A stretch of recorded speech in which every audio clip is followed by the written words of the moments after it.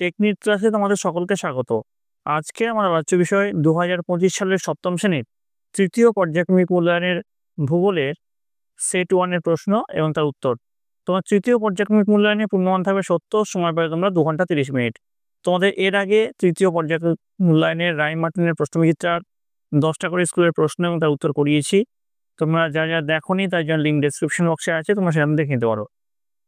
তো তোমাদের এই প্রশ্নোত্তর পর্ব শুরু করার আগে বলে রাখি, তোমরা যারা চ্যানেল নতুন আছো তারা অবশ্যই চ্যানেলটিকে সাবস্ক্রাইব করে দিও এবং পাশে থাকা বেল আইকনটি প্রেস করে দিও।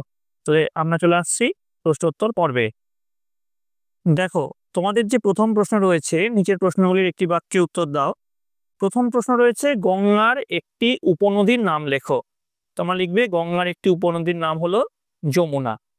2 নম্বর দেখো কি আছে, নিত্যবহ নদীগুলি মানচিত্রে কোন রঙের সাহায্যে দেখানো হয়? তোমরা উত্তর লিখবে নিত্যবহ নদীগুলি মানচিত্রে নীল রঙের সাহায্যে দেখানো হয়। 3 নম্বর দেখো, বৃষ্টিহীন সুগভীর পার্বত্য গিরিখাতকে কি বলে? উত্তর লিখবে বৃষ্টিহীন সুগভীর পার্বত্য গিরিখাতকে ক্যানিয়ন বলে। পরের প্রশ্ন 1.4, সিমেন্ট কারখানায় কোন পাথর ব্যবহার করা হয়? উত্তর লিখবে চুনা পাথর ব্যবহার করা হয়। 5 নম্বর দেখো, বিশ্ববিখ্যাত সৌধ তাজমহল কোন শিলা দিয়ে তৈরি? উত্তর লিখবে মার্বেল, যেটা কিনা রূপান্তরিত শিলা। তারপর দেখো 1.6, বেলে মাটির দানা কি রকম? উত্তর লিখবে বেলে মাটির দানা হচ্ছে মোটা।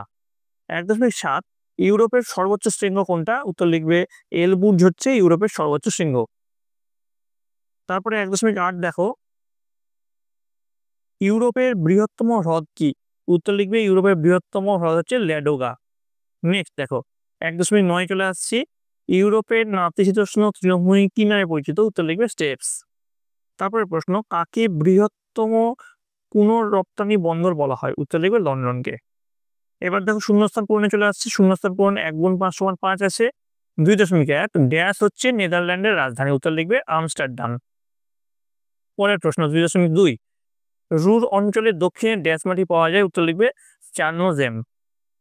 পরের প্রশ্ন 2.3, আগ্নেয় শিলা কঠিন, সহজে ভাঙে না। ঠিক আছে, তাহলে এটা হবে আগ্নেয় শিলা। 2.4, পশ্চিমঘাট পর্বতে কোন জলপ্রপাত দেখা যায়? পশ্চিমঘাট পর্বতে যোগ জলপ্রপাত দেখা যায়। 2.5, ভারতের গঙ্গা ও যমুনা নদীর দোয়াব অংশে ড্যাশ শহর অবস্থিত? উত্তর লিখবে এলাহাবাদ শহর অবস্থিত। আচ্ছা, এলাহাবাদ শহরের বর্তমান নাম কি? তোমরা যদি জানো কমেন্টে লিখে অবশ্যই জানাবে। ঠিক আছে, এবার দেখো 3 দাগের প্রশ্ন, সঠিক উত্তরটি নির্বাচন করে লেখো। নদী যেখানে সৃষ্টি হয় সেই জায়গাকে নদীর কি বলে? সেই জায়গাকে নদীর বলে উৎস। ক উৎস। 3.2 দেখো, নিরক্ষরেখার মান কত ডিগ্রি? নিরক্ষরেখার মান হচ্ছে 3.2 হচ্ছে ক 0 ডিগ্রি। তারপরে দেখো, আচ্ছা তোমরা কেউ কি জানো কর্কট ক্রান্তি রেখার মান কত? সেটা অবশ্যই কমেন্ট লিখে নেবে। 3.3 চলে আসছে। এবার আমরা দেখো, কোন নদীর কোনো বদ্বীপ নেই? উত্তর লিখবে অ্যামাজন নদীর কোনো বদ্বীপ নেই। পরের প্রশ্ন 3.4, নিম্ন প্রবাহে নদীর মূল কাজ? উত্তর লিখবে নিম্ন প্রবাহে নদীর মূল কাজ হলো সঞ্চয়। 3.5 চলে আসছি, পৃথিবীতে জীবনের ধারক? উত্তর লিখবে মাটি। ঠিক আছে, এবার বাম স্তম্ভের সঙ্গে ডান স্তম্ভের আমরা মিল করব। দেখো প্রথমে অনুসুর অবস্থান কি কি আছে দেখে নি। বাম স্তম্ভে অনুসুর অবস্থান, নিরক্ষীয় অঞ্চল, মালভূমি, মার্বেল, জনবহুল মহাদেশ। এবার দেখো যদি আমরা মিল করি, প্রথমে দেখো অনুসুর অবস্থান 4.1 যেটা রয়েছে তার সঙ্গে যেটা মিল হবে সেটা হচ্ছে 3 জানুয়ারি। ঠিক আছে, 3রা জানুয়ারি। তারপরে দেখো যেটা ঘয়ে আছে দেখো, তারপরে দেখো 4.2 যেটা নিরক্ষীয় অঞ্চল রয়েছে তার সঙ্গে যেটা মিল হবে বায়ুর নিম্নচাপ। দেখো কয়ে রয়েছে বায়ুর নিম্নচাপ। এবার দেখো 4.3 রয়েছে মালভূমি। মালভূমির সঙ্গে যেটা মিল হবে সেটা হচ্ছে টেবিল ল্যান্ড। 4.4 রয়েছে মার্বেল। মার্বেলের সঙ্গে কোনটা মিল হবে বলতো? মার্বেলের সঙ্গে যেটা মিল হবে সেটা হচ্ছে রূপান্তরিত শিলা। কিছুক্ষণ আগেই তোমাদেরকে আমি করালাম মার্বেল রূপান্তরিত শিলা। ঠিক আছে, এটা তোমার তাজমহল কি কোন পাথরের সাহায্যে তৈরি হয়েছে, তাই তো? এবার দেখো 4.5 চলে আসছি আমরা, জনবহুল মহাদেশ। জনবহুল মহাদেশের সঙ্গে কোনটা মিল হবে? দেখো একটাই পড়ে আছে এশিয়া। ঠিক আছে, এশিয়া হচ্ছে সবচেয়ে জনবহুল মহাদেশ, মানে সবচেয়ে বেশি মানুষ এশিয়া মহাদেশে বাস করে। তো আমাদের বাম স্তম্ভের সঙ্গে ডান স্তম্ভ মিল হয়ে গেল। এবার দেখো পরের যে প্রশ্নগুলো, সংক্ষিপ্ত উত্তর দাও যে কোনো 5টি। অক্ষরেখা ও দ্রাঘিমা রেখার পার্থক্য লেখো, খুব ইম্পর্টেন্ট প্রশ্ন, ভালো করে যাবে। জিপিএস কি? স্তূপ পর্বতের সংজ্ঞা ও উদাহরণ দাও। নদীর মোহনা কি? মাটির সৃষ্টির নিয়ন্ত্রকগুলি কি কি? লন্ডন অববাহিকা কি? এশিয়ার উত্তর দিকে প্রবাহিত নদীগুলির নাম লেখো। এই প্রশ্নের উত্তরগুলো তোমরা তোমাদের বইয়ে পেয়ে যাবে। যদি কোনো প্রশ্নের উত্তর তোমরা না পাও সেটা কমেন্টে অবশ্যই জানাবে, তার উত্তরটা আমি কমেন্টে তোমাদের জানিয়ে দেবো অবশ্যই। ঠিক আছে, এবার দেখো টিকা লেখো যে কোনো 4টি। 2.5 গুণ 4, প্রত্যেকটি প্রশ্নের মান 2.5 করে আছে। কি আছে? সাইমুম, অন্ধকারাচ্ছন্ন মহাদেশ, আগ্নেয় শিলা, তুয়ারেগ, পোল্ডার ভূমি আর ভূমধ্যসাগরী জলবায়ু। ঠিক আছে, এবার কোন গাছ কোন জলবায়ুতে জন্মায় তা লেখো। এখানে মান আছে দেখো 1 গুণ 5। মস, লিচেন 7.1 আছে, 7.2 আছে পাইন, লার্চ, ফার, বার্চ। 7.3 আছে ওক, ম্যাপল, উইলো। 7.4 আছে জলপাই, আঙুর। 7.5 আছে বাবলা, ফণিমনসা, খেজুর। এগুলো কোন কোন জলবায়ুতে জন্মায় সেগুলো তোমাদেরকে লিখতে হবে। পরের প্রশ্ন, 8 দাগের প্রশ্ন, নিচের প্রশ্নগুলির যথাযথ উত্তর দাও যে কোনো 3টি। এখানে দেখো মান আছে 3 গুণ 5 সমান 15। 8.1 রয়েছে ইউরোপ মহাদেশের সমৃদ্ধির কারণগুলি আলোচনা করো। 8.2 লন্ডন অববাহিকার অর্থনৈতিক পরিবেশ সম্পর্কে লেখো। 8.3 নদীর উচ্চ প্রবাহে সৃষ্ট ভূমিরূপগুলির চিত্রসহ আলোচনা করো। ঠিক আছে, তারপরে দেখো 8.4 চলে আসছি আমরা। 8.4 যেটা তোমাদের আছে মাটি দূষণের কারণগুলি আলোচনা করো। এবার দেখো চলে আসছি 8.5 উৎপত্তি আর অবস্থান অনুসারে মালভূমির শ্রেণীবিভাগ করে আলোচনা করো। তারপরে দেখো 9 দাগের প্রশ্ন, পৃথিবীর রেখা মানচিত্রে নিম্নলিখিত স্থানগুলি চিহ্নিত করো। ঠিক আছে, ম্যাপ পয়েন্টিং দিয়েছে এখানে, তো ম্যাপ পয়েন্টিং তোমরা ভালো করে যাবে। প্রথমে রয়েছে ইউরোপের সর্বোচ্চ শৃঙ্গ এলবুর্জ, রুর শিল্পাঞ্চল, সাহারা মরুভূমি, নীলনদ, পামির গ্রন্থি, নিরক্ষীয় অঞ্চল, টাইগ্রিস ও ইউফ্রেটিস নদী। ঠিক আছে, এই প্রশ্নগুলো ভালো করে তোমরা দেখে যাবে, এগুলো একটা সাজেশনের সেট রইলো।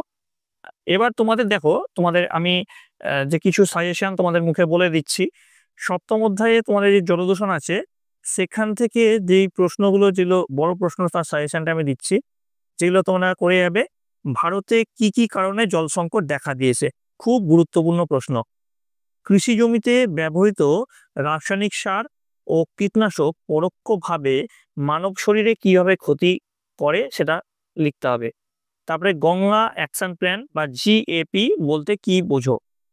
সমুদ্রের জলদূষণের কয়েকটি কুপ্রভাব উল্লেখ করো।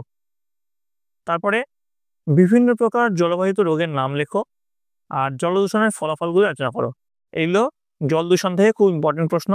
তারপরে তোমাদের যে চ্যাপ্টার আছে মাটি দূষণ, এখান থেকে যে বড় প্রশ্ন তোমরা করে যাবে, কিছু টিকা করে যাবে। দেখো মাটির লবণাক্ততা বৃদ্ধির কারণ 2 নম্বরে এটা তোমাদের আসতে পারে। তারপরে দেখো ওয়েস্ট কি সেটা ভালো করে যাবে। নেক্সট তোমরা যে টিকাগুলো করে যেতে পারো, ভোপাল গ্যাস দুর্ঘটনা ও তার প্রভাব, চেরনোবিল দুর্ঘটনা ও তার প্রভাব। এছাড়াও মৃত্তিকা দূষণের যে কোনো 3টি কারণ উল্লেখ করো, এটাও আসতে পারে। তারপরে দেখো নগরায়ন কিভাবে মৃত্তিকা দূষণ ঘটায় ব্যাখ্যা করো, খুব ভালোভাবে এটা করে যাবে। মাটি দূষণ নিয়ন্ত্রণের উপায়গুলি সম্পর্কে লেখো। ঠিক আছে, এইগুলো বড় প্রশ্ন, খুব ইম্পর্টেন্ট প্রশ্ন, ভালো করে যাবে। এবার তোমাদের যে চ্যাপ্টার রয়েছে ইউরোপ মহাদেশ, সেখান থেকে যে বড় প্রশ্নগুলো তোমরা করবে সেগুলো আমি এখানে আলোচনা করছি। দেখো, আচ্ছা 2 নম্বরের কিছু প্রশ্ন, যেমন কোন দেশকে হাজার হ্রদের দেশ বলে এবং কেন। ইউরোপ হলো ইউরেশিয়া মহাদেশের অংশ, ব্যাখ্যা করো। ভূমধ্যসাগরের আলোকস্তম্ভ কাকে বলে। ঠিক আছে, এগুলো ভালো করে তোমরা করে যাবে। এছাড়াও যে 3 নম্বরের যে প্রশ্নগুলো, ইউরোপের নদ নদীর বৈশিষ্ট্য, ইউরোপের জলবায়ুর বৈশিষ্ট্য ভালো করে করবে। কোন দেশকে হাজার হাজার দেশ বলে আগেই বললাম। আচ্ছা, রুর শিল্পাঞ্চল কোথায় কিভাবে গড়ে উঠেছে, রুর শিল্পাঞ্চলের জনবসতি সম্বন্ধে লেখো। টেমস নদীকে ইংল্যান্ডের শিল্প নদী বলে কেন। লন্ডন অববাহিকার শিল্পোন্নতির কারণ কি। আচ্ছা, পোল্ডার ল্যান্ড থেকে তোমরা কোনগুলো করতে পারো, দেখো পোল্ডার লাইন থেকে তোমরা এটা করতে পারো, পোল্ডার ভূমির ভূপ্রাকৃতিক বৈশিষ্ট্য লেখো, পোল্ডার ভূমির ভূপ্রাকৃতিক শ্রেণীবিভাগ করো, পশুপালন সম্বন্ধে লেখো, তারপরে জনঘনত্ব বেশি কেন পোল্ডার ভূমিতে, ইউরোপের মহাদেশের ভৌগোলিক গুরুত্ব আলোচনা করো, তারপরে ইউরোপ মহাদেশের জলবায়ুর বৈচিত্র্য কি, ইউরোপ মহাদেশের তুন্দ্রা অঞ্চলের জলবায়ু ও স্বাভাবিক উদ্ভিদের বিবরণ দাও, রুর শিল্পাঞ্চল কোথায় অবস্থিত, এই শিল্পাঞ্চলের শিল্পোন্নতির কারণ ব্যাখ্যা করো, তারপরে লন্ডন অববাহিকার অর্থনৈতিক সমৃদ্ধির কারণগুলি বর্ণনা করো, লন্ডন বেসিনের কৃষিকাজের বিবরণ দাও, লন্ডন অববাহিকার শিল্পোন্নতির কারণগুলি আলোচনা করতে বলতে পারে, জলবায়ু কিভাবে কৃষিকাজকে প্রভাবিত করছে সেটা জানতে পারে, তারপরে পোল্ডার ভূমির ভূপ্রাকৃতিক বৈশিষ্ট্য ও ভূপ্রাকৃতিক শ্রেণীবিভাগ আলোচনা করো, আগেই বললাম, তারপরে পোল্ডার ভূমির শিল্পকেন্দ্রগুলি বর্ণনা, এগুলো কিন্তু আসতে পারে। এগুলোই কিন্তু তোমাদের পরীক্ষার জন্য খুব ইম্পর্টেন্ট প্রশ্ন। তোমরা ভালো করে এই প্রশ্নগুলো দেখে যাবে। আর কোনো প্রশ্নের উত্তর যদি তোমরা না জানো বা তোমাদের তৈরি করতে অসুবিধা হয়, সেটা অবশ্যই কিন্তু কমেন্টে অবশ্যই জানাবে। তো ভিডিওটা তোমাদের কেমন লাগলো কমেন্ট লিখে জানাবে। তোমাদের যদি এই ভিডিওটা ভালো লেগে থাকে অবশ্যই লাইক করবে, বন্ধুদের কাছে অনেক অনেক শেয়ার করবে। তোমরা সকলে মন দিয়ে পড়াশোনা করো, তোমরা সকলে ভালো থাকো, তোমরা সকলে সুস্থ থাকো।